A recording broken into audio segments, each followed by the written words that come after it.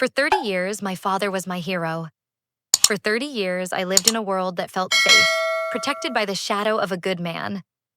But one phone call, a single, unexpected phone call, blew that world apart.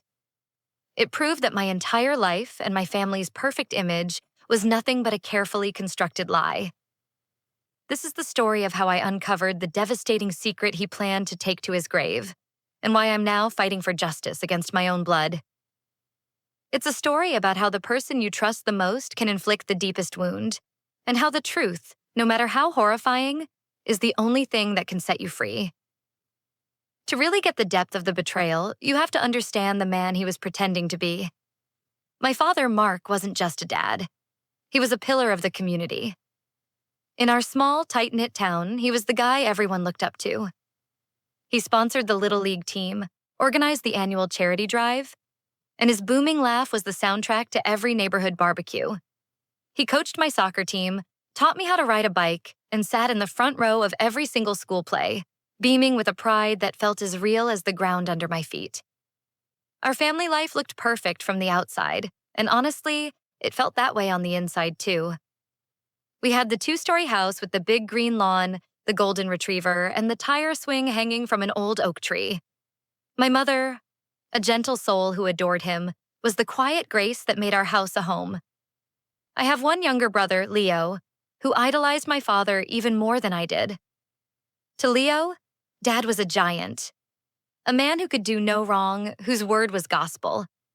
I can still smell the sawdust in his workshop, a scent I always connected with safety and creation.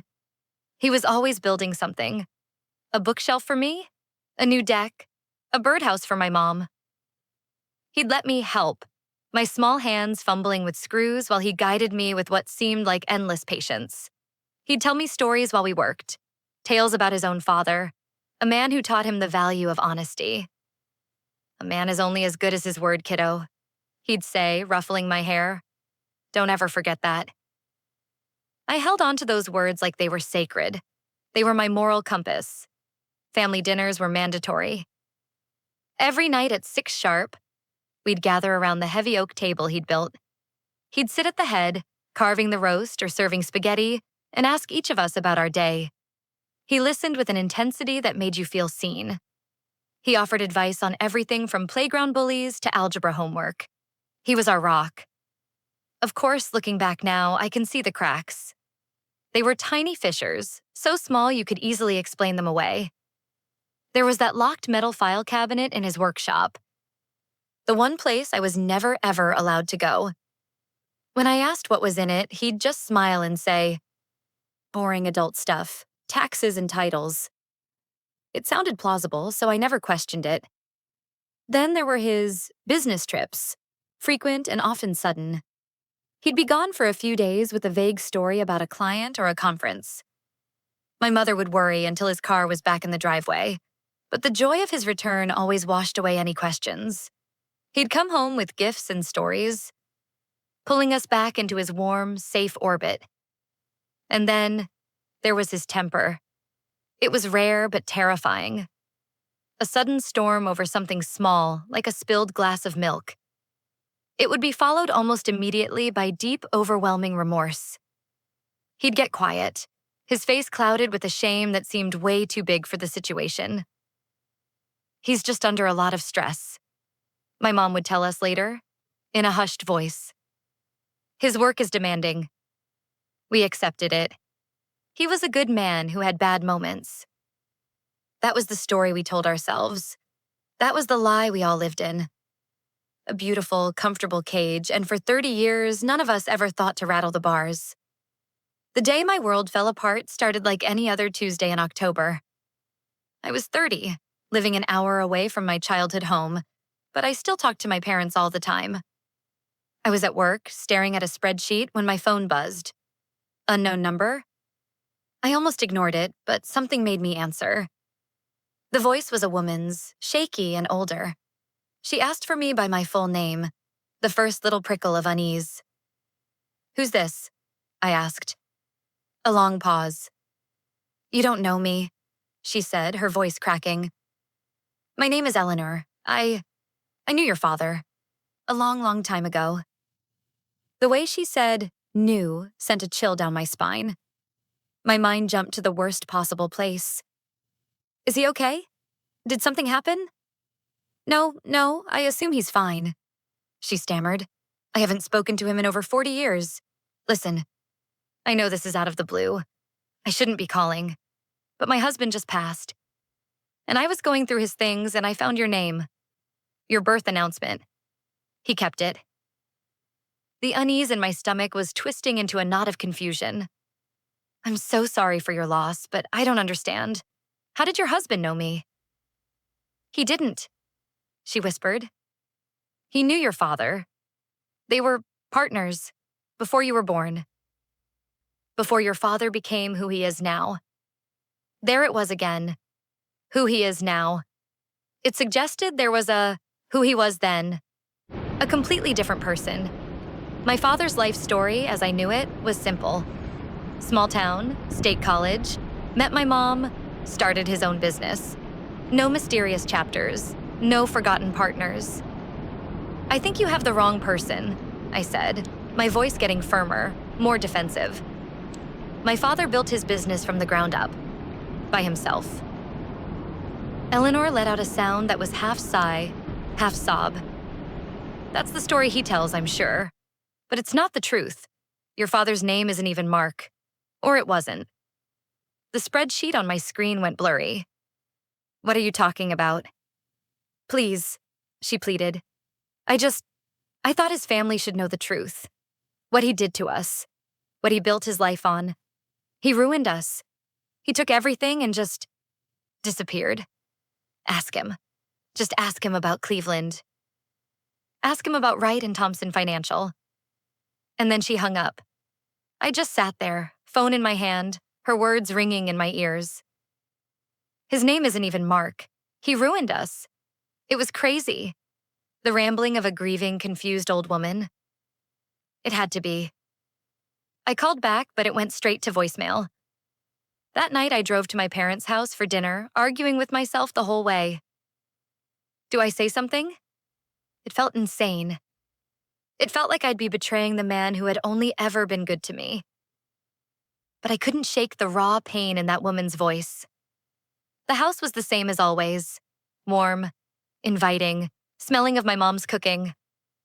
My dad gave me a bear hug at the door. Leo was there, laughing at his phone. Everything was so terrifyingly normal. I waited until after dinner, my heart pounding. We were in the living room, a fire crackling in the fireplace. Dad, I started, my voice barely a whisper. I got a weird call today. He glanced up from his newspaper. Oh? Who from? I took a deep breath. A woman named Eleanor. She said she knew you, from a long time ago, in Cleveland. The change was instant. Subtle, but I saw it. The tiny tightening of his jaw. The way his eyes went flat and guarded. My mom noticed the shift in the room and looked from him to me, a worried frown on her face. Never heard of her, he said, a little too casually, folding his newspaper with sharp precision. Lots of people in the world. Can't know 'em all. She mentioned a company. I pushed, a horrible certainty blooming inside me. Wright and Thompson Financial. Silence. Heavy and suffocating. My father stood up and walked to the fireplace, turning his back to me. You shouldn't listen to crank calls, sweetheart, he said, his voice low. Some people are just disturbed, looking for trouble. She said your name wasn't always Mark, I blurted out. He turned around slowly. The mask was gone. The face I saw was one I'd never seen before. It was cold, hard, and full of a deep, dangerous fury. That's enough, he said, his voice like ice. We are not talking about this again. You will not bring this woman's lies into my house. Do you understand me? My mother rushed to his side, putting a hand on his arm. Mark, please. She's just confused. Leo jumped up. What is wrong with you? Why are you attacking Dad? Some crazy lady calls you and you just believe her? In that single moment, the battle lines were drawn. It was me against the three of them, a united front, protecting the family myth at all costs. Suddenly, I was the one causing the problem. I was the crazy one. But his reaction, the sheer force of his denial, was more of a confession than anything he could have said. I looked at my hero, and for the first time, I saw a stranger. I knew, with a certainty that chilled me to the bone, that Eleanor was telling the truth. And my life would never be the same. Section 3. Pulling at the thread. Leaving my parents' house that night was like stepping into a different reality. The world I knew had dissolved into a fog of questions and a terrifying, gut-gnawing suspicion. My father's reaction wasn't just a denial. It was a threat. It told me I was close to something he would do anything to keep buried. So, my investigation began. It wasn't a choice. I had to know who my father really was. My first stop was Google, searching for Wright and Thompson Financial Cleveland. At first, nothing. The company was too old. But then I started digging into archived newspapers and old business registries. And there it was. An investment firm, founded in 1978. The partners were Arthur Wright and Thomas Thompson. Thomas, not Mark. My breath caught. I scrolled through blurry newspaper clippings. Wright and Thompson had been a promising firm, handling retirement funds for dozens of families. For about 5 years, things went well. Then, in the spring of 1983, the headlines changed. They turned frantic. Local investment firm collapses. Families lose everything. Partner absconds with millions. The articles laid out a devastating Ponzi scheme. The firm was a house of cards. Arthur Wright, the older partner, had a massive stroke and died as the investigation began. The other partner, Thomas Thompson, had vanished. He'd liquidated everything, packed a bag, and disappeared, leaving behind a trail of financial ruin. There was even a photo, a wanted poster. The picture was grainy, a young man with dark hair and intense eyes. It was, without a doubt, my father.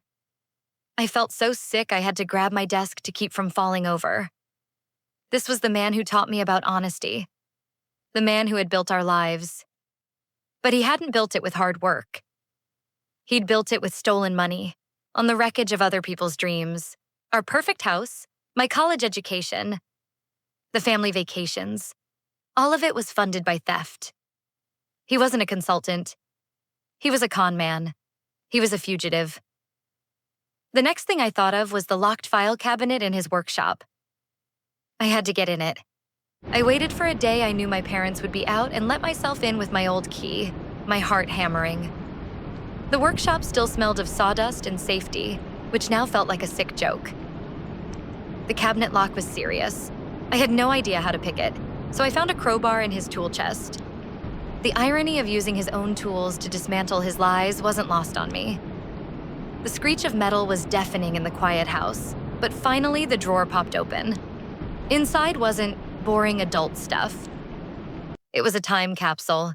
There was a passport and a driver's license in the name of Thomas P. Thompson, with my father's younger face smiling at me. There were bank statements from the firm, showing huge transfers to an offshore account right before the collapse. And there were letters, bundles of them tied with string. I opened one. They were from people begging for their money back. An elderly couple who had lost everything. A family who couldn't send their kid to college. A widow who had trusted him with her husband's life insurance. Then I found it. My own birth announcement tucked into an envelope with letters from Eleanor. Desperate, pleading letters from after he'd vanished. She had been his fiancée. He had left her, pregnant and without a word. The letters said she'd lost the baby from the stress and grief. He hadn't just stolen money. He had destroyed a woman who loved him and abandoned their unborn child. And he'd kept my birth announcement, the proof of his new, fake life, like some kind of sick trophy. I just sat on the cold concrete floor and wept. I wept for the families he ruined, for the woman he broke, and for the little girl who had worshipped a monster. The betrayal was absolute. It wasn't one lie. It was the entire foundation of my life. My memories, my identity. It all felt fractured. I had to talk to Eleanor again. I used her old letters to find a current address and drove out there a week later. She lived in a small, modest house, the kind of home you have when you've had to start over with nothing. When she opened the door, we just stared at each other. I saw in her face the ghost of the young woman from the photos. She saw in my face the ghost of the man who had destroyed her life. She told me everything. She talked about Tom Thompson, the charismatic man who had swept her off her feet. She described the excitement, then the subtle changes, the secrecy, the coldness.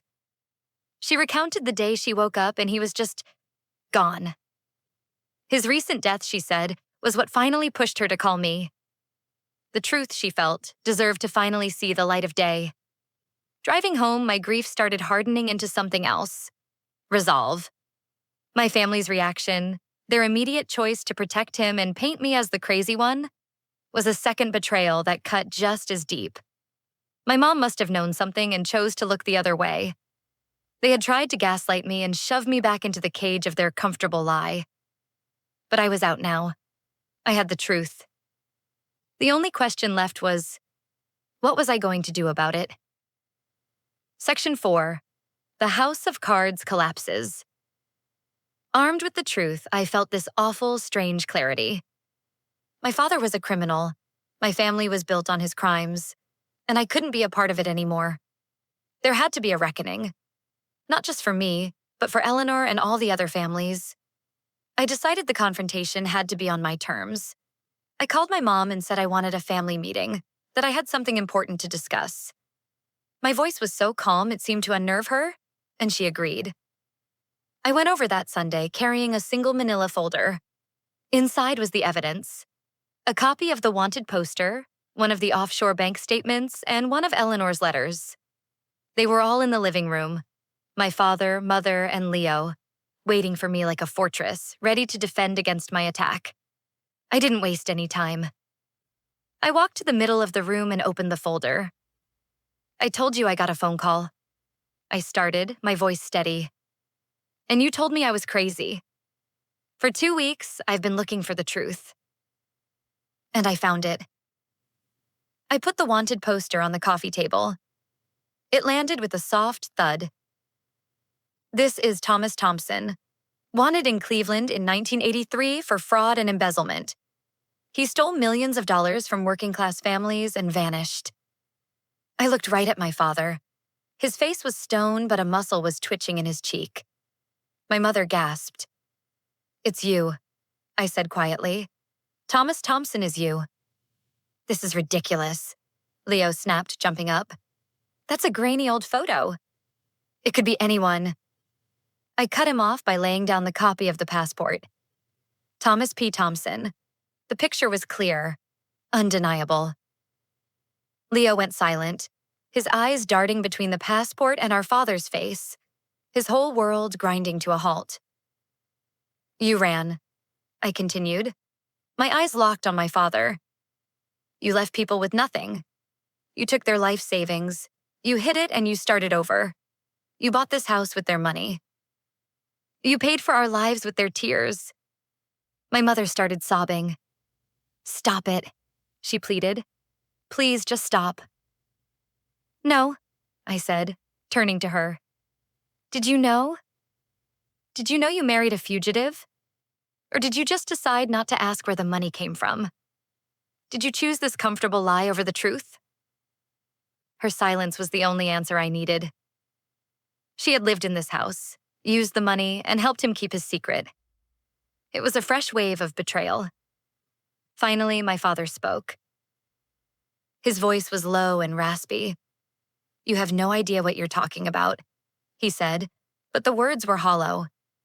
"Don't I?" I put Eleanor's letter on the table.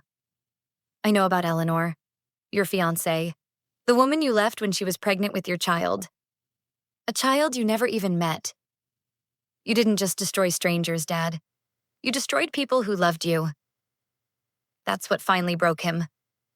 A look of raw, agonizing pain flashed across his face.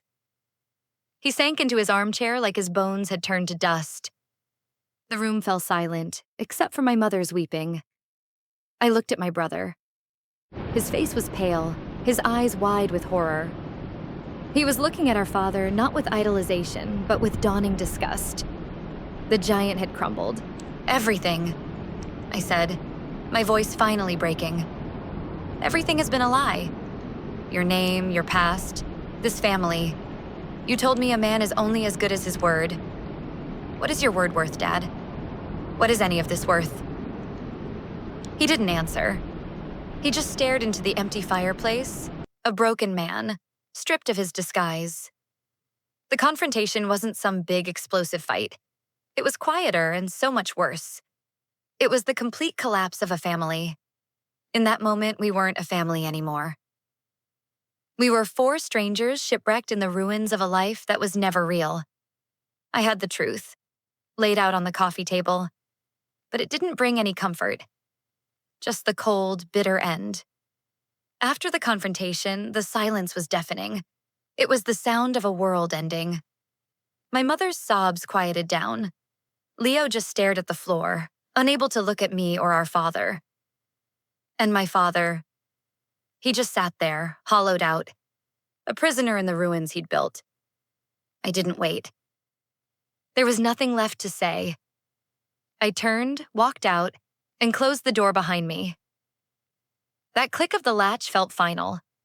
I drove away without looking in the rearview mirror. I knew I could never go home again. The next few days were a blur. The phone calls started, but not from my parents or my brother. It was my aunts, uncles, cousins.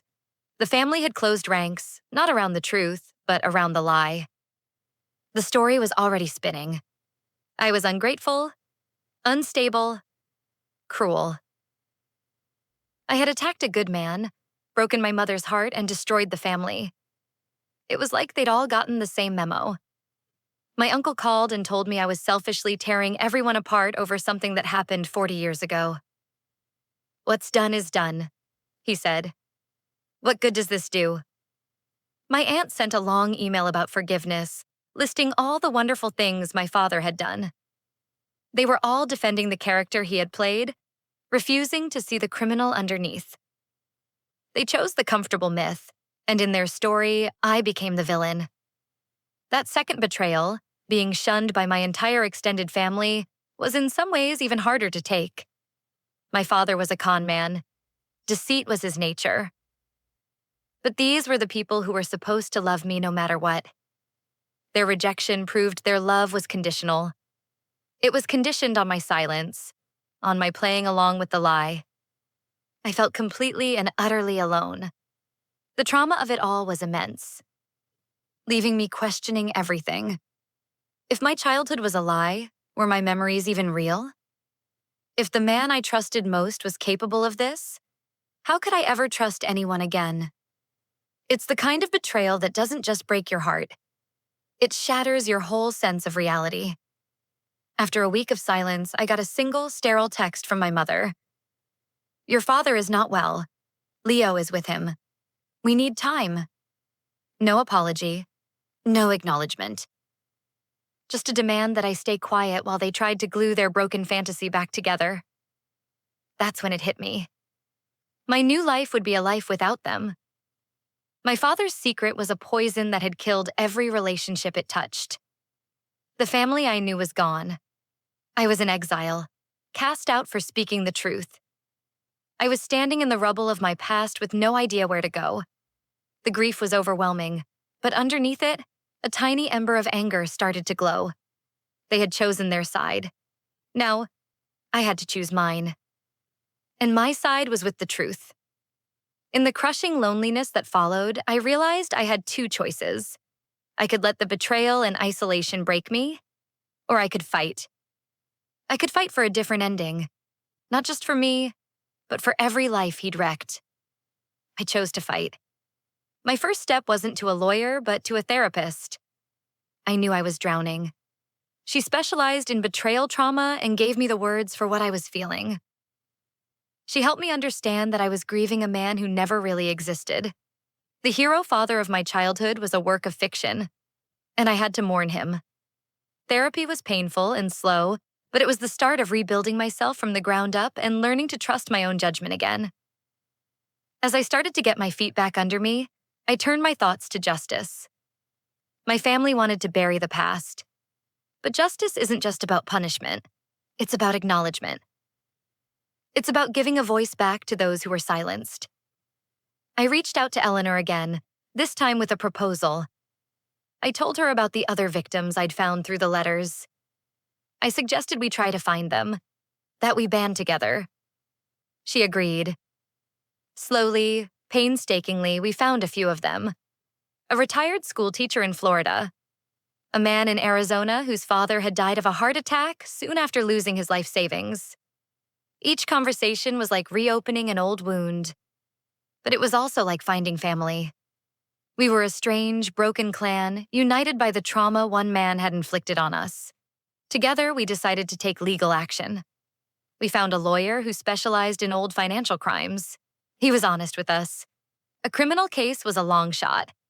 The statute of limitations had run out, but a civil case was possible. We could sue for fraud. It would be an uphill battle, expensive and emotionally draining. But it wasn't about the money anymore. It was about accountability. It was about forcing Mark, the respected community man, to finally answer for the crimes of Thomas Thompson, the fugitive. We wanted to strip away the fake identity he'd hidden behind for 40 years. We wanted his new community to know who he really was. This journey for justice is a marathon, not a sprint. It involves depositions that force you to relive the worst days of your life and legal motions that are impossible to understand. My father, through his lawyers, is fighting us every step of the way, using the same tactics of denial and delay that have worked for him his whole life. The case is still going on. This fight has become my purpose. It has cost me my family and my peace of mind. But it's given me something back, a sense of agency. I'm no longer just a victim of my father's lies. I am an advocate for the truth. Conclusion. There's no neat, happy ending to this story, because real life rarely works that way. The legal battle grinds on. My relationship with my mother and brother is gone. They chose to stand by him, and in doing so, they lost me. Sometimes the silence where my family used to be is a deafening roar. But I'm not broken. This journey has been agonizing. But in fighting for justice, I found a new kind of family, a small community of survivors. In fighting for the truth, I've started to heal myself. I've learned that resilience isn't about bouncing back to who you were. It's about building a new, stronger version of yourself that incorporates the scars. I am rebuilding my life, not on a foundation of lies, but on the hard-won, painful, and liberating truth. My father built a world to hide a secret.